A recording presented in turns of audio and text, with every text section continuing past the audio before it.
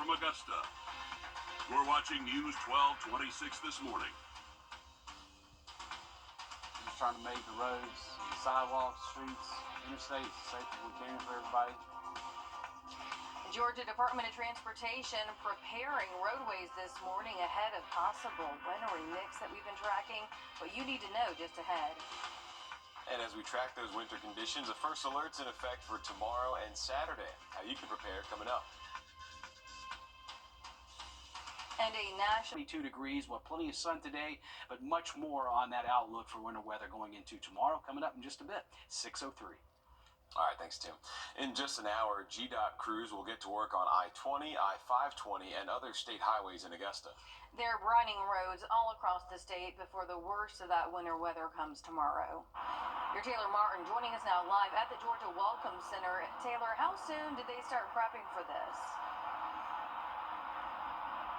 Well, Ashley, GDOT officials say it's a process that needs to be done at least a day in advance. Now, they're actively preparing and coordinating brine operations, equipment, materials, and staffing plans. Before the weather system's arrival, crews will apply a brine solution to interstates, state routes, bridges, overpasses, in anticipation of freezing rain, sleet, ice, and snow. Now, brine is a solution of salt and water that can keep water from freezing. It's just one step in preparing for what could happen. If you remember the big ice storm of 2014, people were basically like stranded on interstates and highways and having to leave their cars to get to safety. Just the people of Georgia got together and just feared that that was never going to happen again. GDOT is recommending that you limit your travels for Friday night into Saturday morning just so that you can be out of crew's way and that they can be safe while also trying to keep you safe from the roads. A lot of valuable information there, and of course, if you don't have to be on those roadways, don't be. Stay at home and stay safe. Thanks a lot for that report this morning, Taylor. Some local school districts are making changes because of the weather. Some are adjusting the school day or their after-school activities. Edgefield County announced they'll move to an e-learning day tomorrow and asked families to keep an eye on the ECSD communication platforms for more updates. Hancock County school leaders say they'll work from home tomorrow. Students can expect to receive their assignments from teachers today. They'll also get a bag of food just to make sure they have breakfast and lunch while at home. McCormick County will do an e-learning day tomorrow. District leaders say students need to access their work on Google Classroom. That means today they need to bring home their laptops and chargers after class. And we're continuing to monitor other school districts for updates. We do know that the Richmond County school system will operate as normal today. School leaders do plan to give an update about tomorrow sometime this afternoon. So we'll be sure to keep you updated online, on our app, throughout our newscasts. And you can also check those updates on the school system's website and social media. And these are the districts we know shifted their after-school plans around. Most of them are for sporting events. Aiken County says all after-school activities will be canceled from Friday afternoon to Saturday afternoon. As for the games, Bamberg-Earhart versus Barnwell, Calhoun County versus Blackville-Hilda, Glasscock County versus Hancock Central, Horse Creek Academy's basketball game against Wagner-Sally, and the JV and varsity basketball games from McCormick County and Wilson-Elko High are all happening tonight. The city of Augusta offering free rides to overnight shelters when it gets this cold out there. You need to have an ID and also get clearance beforehand, and you can get a background check at the Richmond County Sheriff's Office before 5 o'clock. Now, if it's after 5, you can call 706-821-1080 and a deputy will come to you. The bus service runs from 3 to 8 p.m. each day. You are going to have to go to the Broad Street Transfer Facility or May Park Community Center. If you need a ride to the pickup stations, just call 706-821-1719. You need to do that before 8 o'clock to arrange that. The bus will take you to the Augusta Rescue Mission, Garden City Rescue Mission, or the Center of Hope. And if you just need to go somewhere during the day, you can check out this list right here behind me. This is up on our website, wrdw.com. Just know you can't get a free ride to those shelters, but let's take a look here at this article. This is Augusta offers warming shelters as temps dip below freezing. If you want to find this, just go to our website and search warming shelters. Then you can scroll down here, and right where we were, this is the list of shelters or centers that are going to be open. You've got the address, you've got the times they're open, and also a phone number that you can call. So plenty of places places around the area to go during this cold weather that we're seeing. This is just the day centers, and again, not offering free rides there. You can download the First Alert weather app to stay up to date on weather conditions. You see that flow code right there. Just scan it. Your First Alert weather team is constantly tracking the forecast and will keep you updated. New this morning, an Aiken County man faces several charges in connection to two separate assault and battery cases in Graniteville. 41-year-old Joshua Curtis is there on your screen. Aiken County deputies say they found a victim bleeding with multiple cuts and a swollen eye from being beaten by Curtis on Monday. In the other case, Curtis is accused of assaulting his elderly mother in November. He was arrested Tuesday. He faces multiple assault and battery charges. A murder suspect facing charges after a shooting in downtown Augusta in broad daylight. Richmond County Sheriff's Office says that the suspect is 62-year-old Victor Prince. We are working to get his photo. Officials say that Prince shot and killed 41-year-old Quincy Fields right here on Broad Street yesterday. This was the scene when we got out there. Deputies say that Fields was shot at least once in the chest. Officials say that he was sent to the local hospital where he died. Prince facing murder and a weapons charge. To Wilkes County now. Tomorrow and the rest of the weekend's forecast coming up shortly. 6:32.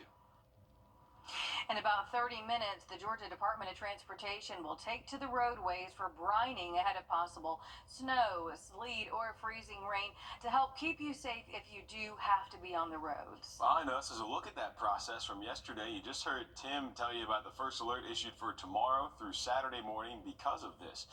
Mayor Taylor Martin joins us live in the Georgia Welcome Center on I-20, where crews are going to soon start preparing those roads. Taylor? Yeah, that's right, Nick. It'll start here at 7 a.m. this morning in about 30 minutes, and crews will brine I-20, I-520, and state highways in Augusta and other key state routes as far south as Georgia Highway 540. Now, they're actively preparing and coordinating brine operations, equipment, materials, and staffing plans. Before the weather system's arrival, crews will apply a brine solution to interstate, state routes, bridges, and overpasses in anticipation of freezing rain, sleet, ice, and snow. Now, brine is a solution of salt and water that can keep water from freezing. All of these steps are to prepare for what could happen, and they start at least a day in advance. We're just trying to make the roads, and sidewalks, streets, interstates as safe as we can for everybody. Now, GDOT is asking you to limit any travel you'll be doing to Friday night into Saturday morning, and that's just in order to stay out of the way for crews who are working on the interstate so that they can be safe while also helping keep you safe. Okay, maybe good to have a nice Friday night in tomorrow. Just grab a cup of coffee, some hot chocolate, and hang out and stay off the roads. Taylor Martin live out there at the Georgia Welcome Center for us this morning. Thanks, Taylor. Nearly a dozen school changes are in effect for tomorrow as we continue to monitor the weather. On your screen right there is a list of school districts that are going to be having virtual learning days. Hancock County schools say they'll have a work from home day tomorrow. Leaders say students will receive assignments and a bag of food to take home today. Edgefield and McCormick County school districts say tomorrow will be an e-learning day for them. And here's a list of schools canceling and rescheduling after-school activities.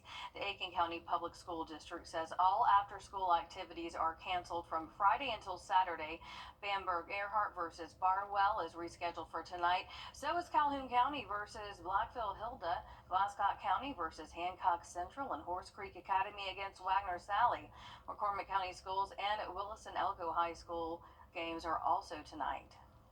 The Richmond County school system says they'll operate on a normal schedule today and will provide updates for tomorrow no later than 2 o'clock this afternoon. We'll continue to monitor other school districts and update our website as we learn more. Just search schools for a full list of changes. As temperatures continue to drop, Augusta warming shelters are opening their doors to those in need. The city is offering free rides to overnight warming centers only. We do have a list of those overnight shelters and pickup locations to get there. And as we've been reporting, people can get dropped off at Augusta Rescue Mission, Garden City Rescue Mission, and Salvation Army Center of Hope. Now, you must be at the Broad Street Transfer Facility or May Park Community Center to get picked up. The bus runs from 3 p.m. until 8 p.m. daily. You do have to have clearance and an ID to stay at those shelters. And daytime centers are also taking in people from the cold, but the free bus service is not provided for this. So take a look at your screen right there. This is a list of those locations that are on our website. Those shelters include the Carrie J. Mays, Bernie Ward, and Blythe Centers, also the Henry Brigham Center, May Park, McBean Center, Sand Hills Center, and Diamond Lakes. SCDOT is preparing their roadways too. Crews are asking drivers to stay off the roads if they don't have to travel. Emergency management officials are sharing this severe winter weather guide. Now it tells you what you need to know about ice and snow, emergency information, as well as a whole bunch of other things. It's about 4 pages long here. You can scroll down through it. A lot of information, good information as well. You can find all this up on our website, wrdw.com. If you just search South Carolina winter weather, we have a link there that leads you right to this.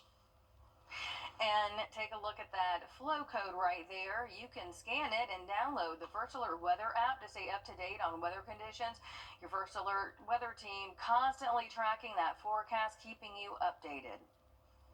Disturbing social media posts gone viral, leading to the arrest of a man now facing public indecency charges. 58-year-old Timothy Marcus is there on your screen. He was arrested yesterday and faces 2 charges of felony public indecency. The sheriff's office says Marcus could face additional charges. Columbia County records show he was charged with the same crime back in 2017. In Richmond County, a search is underway for a missing woman with autism. Authorities say 21-year-old Tiana Simmons was last seen yesterday afternoon on Barton Chapel Road. Officials say she was wearing a black puffy jacket, carrying a blue purse. Authorities say she is nonverbal, so there is a concern for her safety. If you know where she is, call the Richmond County Sheriff's Office. It's a smooth transition for interim Richmond County School Superintendent. On the cold side, though, with a lot of mornings in the 20s, highs in the upper 40s to low 50s. 647. A new legislative session begins at the Georgia State House in less than a week. They're going to have 40 days to pass a budget and bills that impact you and your money. Abby Kasoris met with House leaders about their top priorities. You'll see some new faces after last year's election and new leadership for House Democrats. This is the start of the biennial session with nearly a $16 billion state surplus. Leaders from both parties say that they have a clear list on what they want to accomplish. Republican Speaker of the House John Burns believes in a conservative approach to spending and another year of income tax rebates. We're going to work with a direction, and we're going to work tirelessly. Democrats elected a new minority leader. We spoke with Carolyn Hughley, fresh off her election win. We got to work on economic security for our people all across our state. And of course, we always stand firm on education opportunity for our students. Healthcare, the economy, education. Both leaders mentioned these issues are top of mind. Each party's proposals will look different. Democrats want a full expansion of Medicaid, while Burns' counterpart in the Senate, Lieutenant Governor Burt Jones, says he's open to the discussion. Burns says nothing is off the table. What our objective is, increase health care to all Georgians, no matter what part of the state that you live in. Burns says they'll invest in school safety, suggesting money from the state's surplus could fund technology upgrades. But he draws the line at mandatory safe storage laws, supported by many Democrats. Republicans still have a clear majority in both the House and the Senate, meaning they're more likely to accomplish their goals. But we do expect there are issues that Democrats and Republicans could break from their own party, like the expansion of Medicaid, changes to the state school voucher program, and restrictions for transgender athletes. In Atlanta, I'm Abby Kasoris.